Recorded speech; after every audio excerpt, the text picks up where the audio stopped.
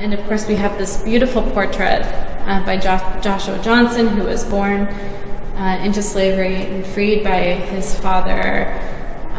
His mother was an enslaved woman. His father was white.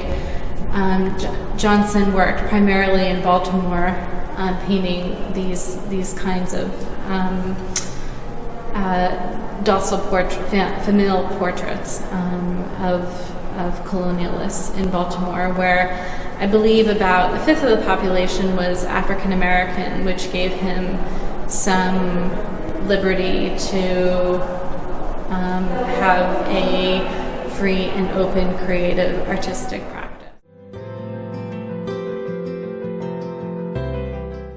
The artist embraced plain backgrounds and often focused on decorative furniture elements. He was a furniture maker first, after all, so he focused on very extravagant details such as brass upholstery on furniture or really delicate sort of foldings in draped curtains. Small objects such as books, gloves, letters, and flowers are all over Johnson's painting.